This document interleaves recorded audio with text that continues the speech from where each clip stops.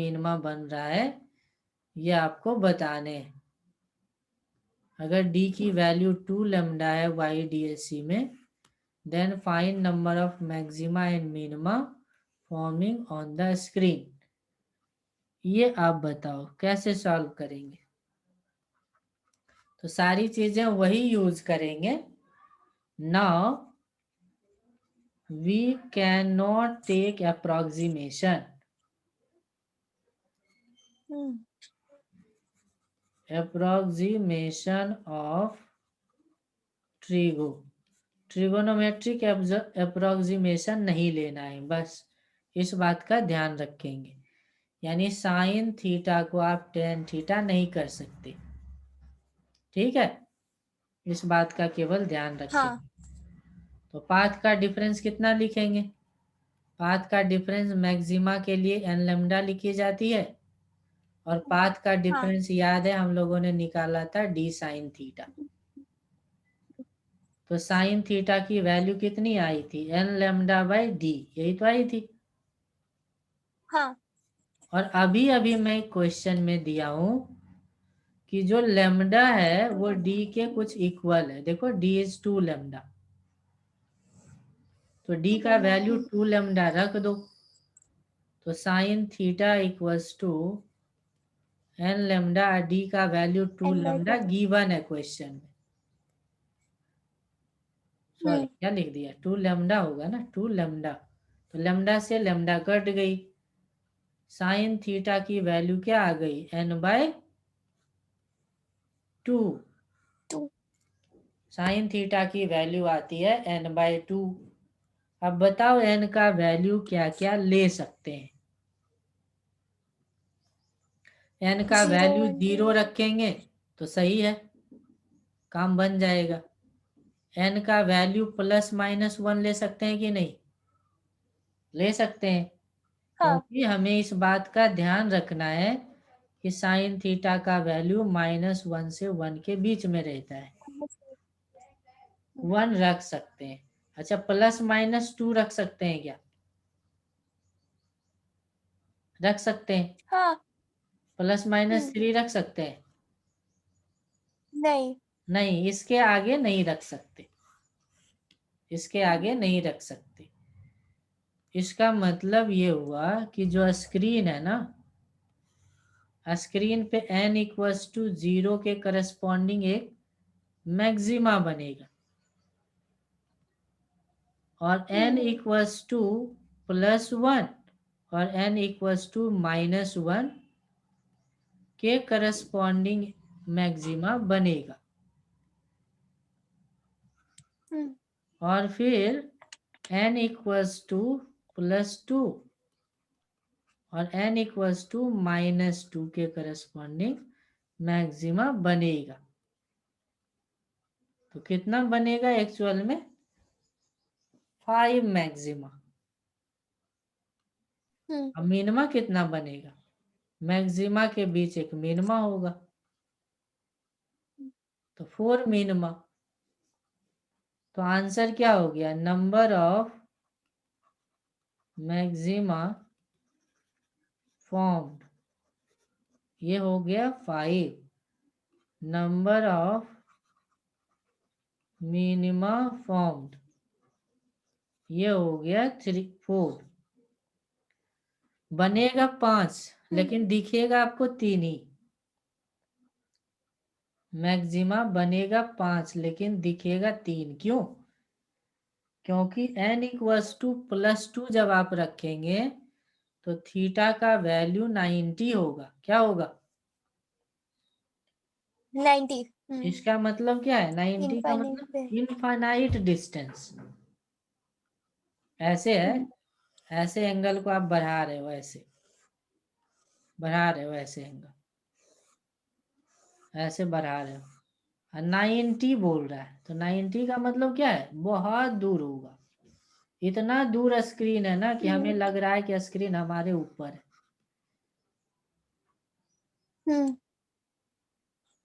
तो वो नहीं दिखेगा प्रैक्टिकली।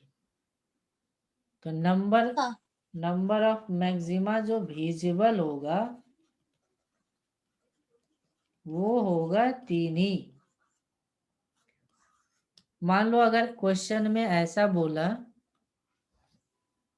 कि ना तो फॉर्म्ड बोला ना तो विजिबल बोला, कुछ स्पष्ट नहीं है,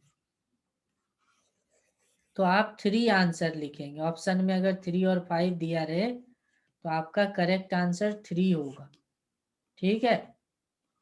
हाँ। हाँ, ऑप्शन में 3 और 5 दोनों दिया रहे तो करेक्ट आंसर 3 होगा, क्योंकि 5 वाला तो वो देखिए, हम ऐसा स्क्रीन बना ही नहीं सकते जो इनफाइनाइट साइज का। ठीक है। हाँ। चलो, अब मैं बात करता हूँ नेक्स्ट एग्जाम्पल की, जिसमें d का वैल्यू 3 लैम्डा गिवन है। आपको बताने हैं नंबर ऑफ मैक्सिमा कितना बनेगा और नंबर ऑफ मिनिमा कितना बनेगा, ये बताने हैं।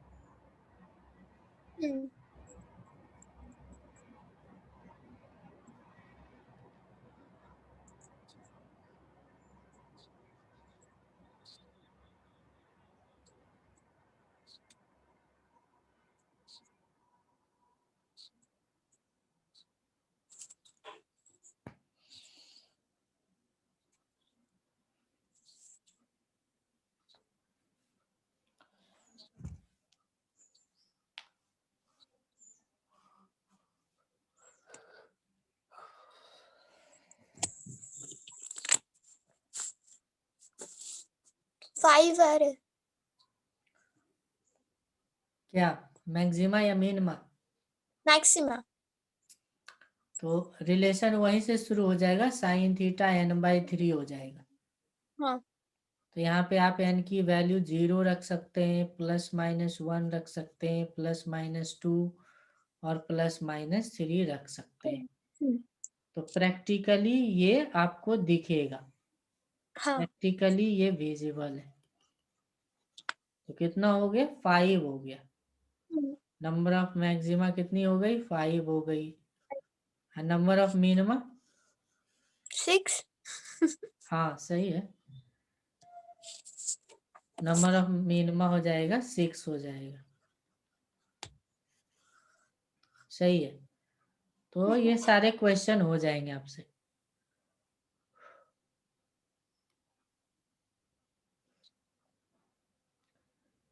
एक क्वेश्चन इस टाइप का रहता है कि मान लो 2 स्लिट ना होकर के 3 स्लिट है। 2 स्लिट ना होकर के कितना स्लिट है? 3 स्लिट। और लाइट इस पे भी ऐसे आ रहा है, इस पे भी लाइट इस तरीके से आ रहा है। बहुत दूर सोर्स है, कोहेरेंट सोर्सेज है, इस तरीके से आ रहा है। और सारे लाइट्स देखो फेज में ही है, पैरेलल है तो सेम फेज में। ठीक है, सेम फेज में। हाँ। तो आपको बताने हैं, मान लो यहाँ पे कोई पॉइंट है P, मिडिल पॉइंट है M, तो इस पे इंटेंसिटी कितनी होगी ये बतानी है। ये वाला स्मॉल d दिया है, ये वाला स्मॉल d दिया है, तो आपको बतानी है M पे इंटेंसिटी कितनी होगी। M पे इंटेंसिटी कितनी होगी ये बतानी है।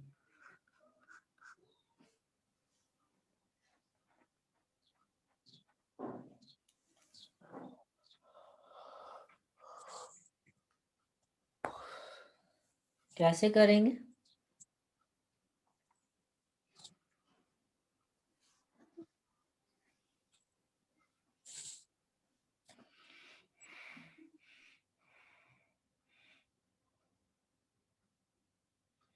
तो सबसे पहले ऐसे सॉल्व करेंगे।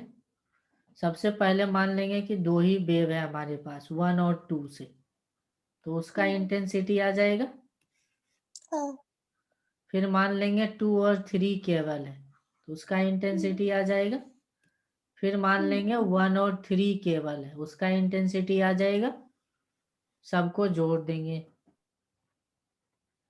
जो इंटेंसिटी हमारी होगी वो होगी intensity due to 1 and 2, intensity due to 2 and 3 and intensity due to 1 and 3। ऐसे सॉल्व कर देना है। अब 1 और 2 से इंटेंसिटी कितनी होगी? तो अभी अभी मैं बताया था कि इसका मिडिल पॉइंट तो यहाँ आना चाहिए, हाँ। लेकिन ये नीचे है d/2।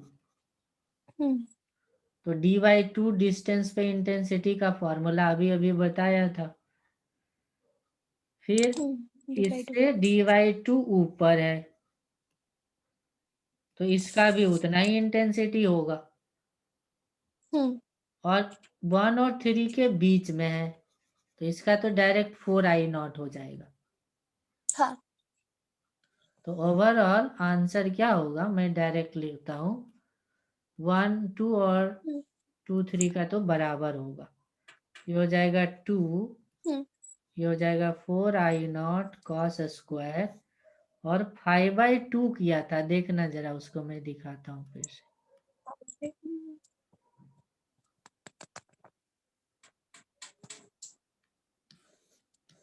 देखो यहाँ पे pi D pi D square by 2 D lambda square, D, हाँ, स्क्वायर लैम्डा। इसी को हम यूज करेंगे। Pi D square by 2 lambda D, ये किया, और लास्ट वाले का तो सिंपली 4I0 हो जाएगा। तो हमारे इंटेंसिटी का आंसर हो गया 4I0 common 2 cos square pi D square by 2 lambda D plus 1। ये इंटेंसिटी का रिलेशन आ गया। ठीक है, ये इंटेंसिटी का हाँ। रिलेशन आ गया।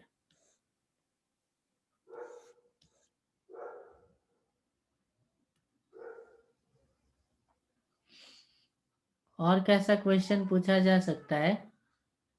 मान लो क्वेश्चन में बोला यहाँ पे 2 स्लीट है S1 S2, और यहाँ कहीं सोर्स है, सिमेट्रिक पोजीशन है, और यहाँ पे इसके आगे एक और 2 स्लीट, या मान लो एक और स्लीट बनाया है। यहाँ पे एक स्लीट बनाया, स्क्रीन ना होकर के ये भी एक स्लीट है, और स्क्रीन यहाँ पे लगा दिया। तो आपको बताना है कि इस स्क्रीन पे फ्रिंज पैटर्न बनेगा कि नहीं बनेगा। फ्रिंज पैटर्न बनेगा कि नहीं बनेगा?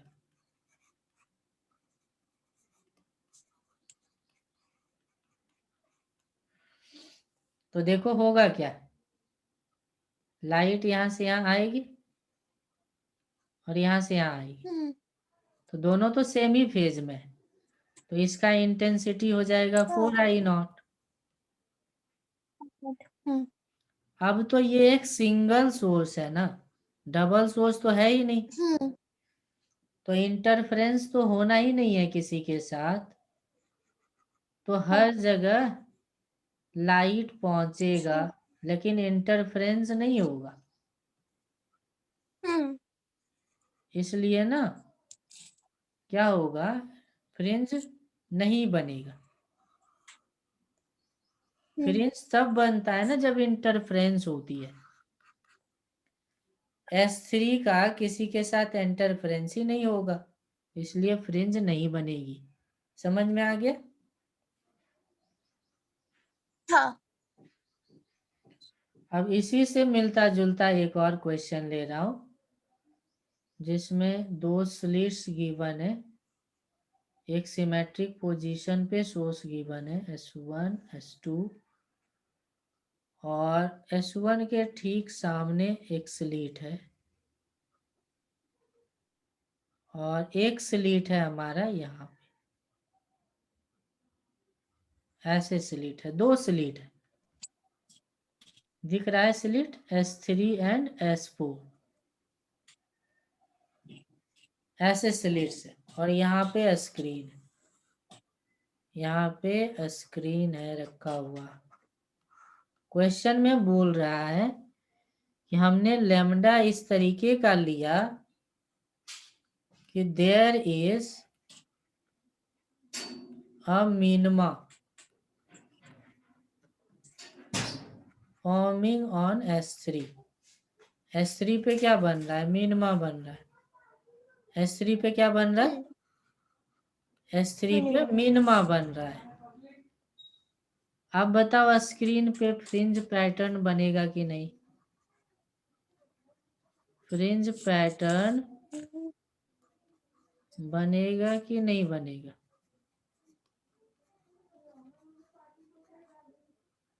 जल्दी बताओ।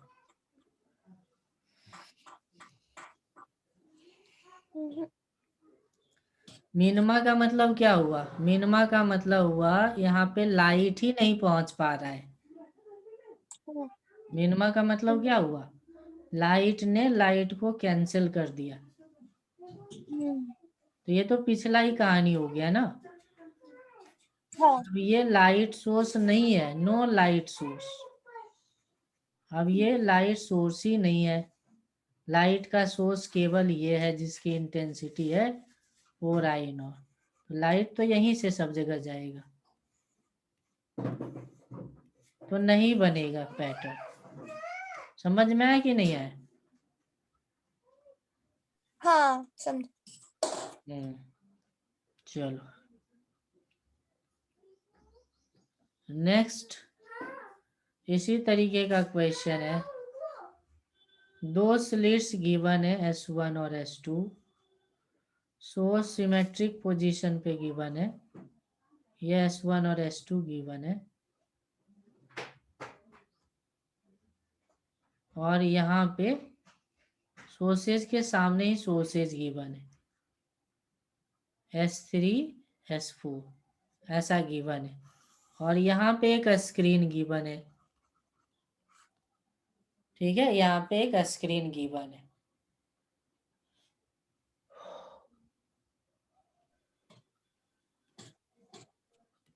क्वेश्चन में क्या बोल रहा? क्वेश्चन में बोल रहा कि S3 पे एक इंटेंसिटी बन रहा है। ये बन रहा है सेकेंड मैक्सिमा। सेकेंड मैक्सिमा बन रहा है, तो यहाँ पे इंटेंसिटी बताना है। यहाँ पे इंटेंसिटी क्या होगा?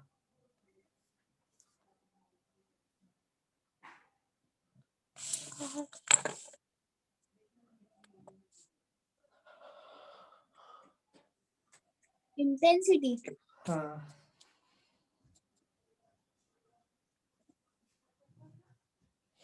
मैक्सिमा पे इंटेंसिटी कितना रहता है? 4I0। 4I0। हाँ। जितना ऊपर S3 है उतना नीचे S4 है, तो मैं यहाँ पे भी सेकेंड मैक्सिमा ही बनेगा। 4I0। तो यहाँ पे हो गया 4I0। अच्छा देखो, S1 पे इंटेंसिटी कितनी होती है? I0 होती है। I0 होती है, तो I0 मिल करके कितना बनाया? 4I0। कितना बनाया? I0 मिल करके 2I0 नहीं बनाता है, 4I0 बनाता है। तो अब बताओ 4I0 मिल करके कितना बनाएगा? 16। हाँ, आंसर होगी 16I0। आंसर क्या होगी? 16I0। ठीक है, यहाँ तक आ गया हाँ सर। समझ में? इस तरीके की जो हाँ। क्वेश्चन है, आप SCV का सारा क्वेश्चन ट्राई कर लेना।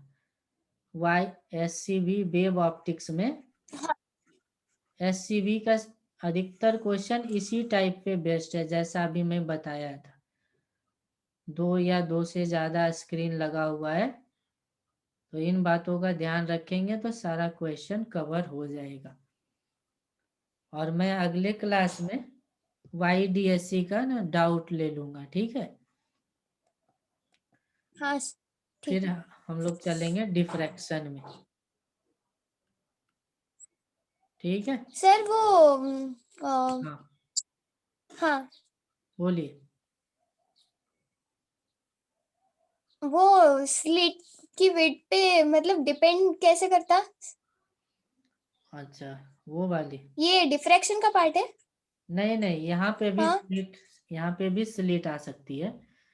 यहाँ पे जो स्लिट की थिकनेस होती है ना, हाँ। काफी कम लेते हैं, लेकिन स्लिट पे क्वेश्चन यहाँ पे भी आ सकता है।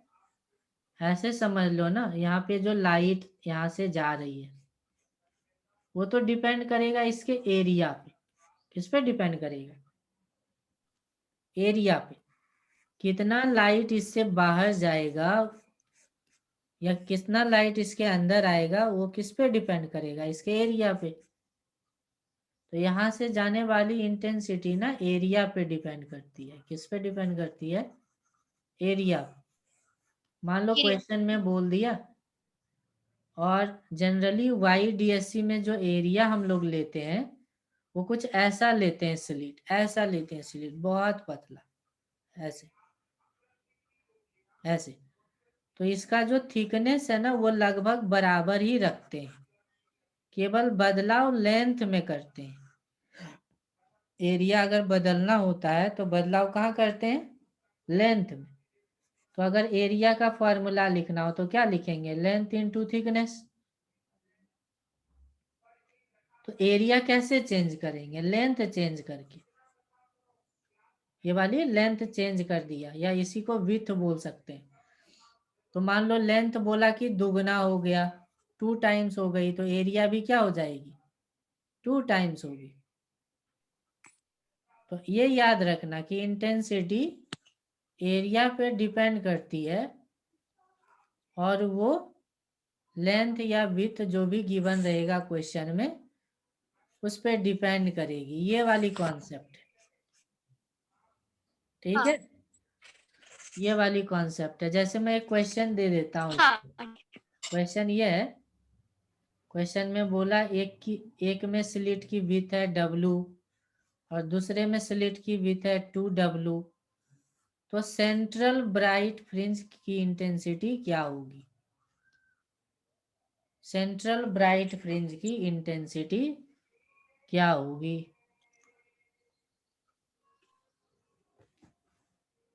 सेंट्रल ब्राइट फ्रिंज की इंटेंसिटी,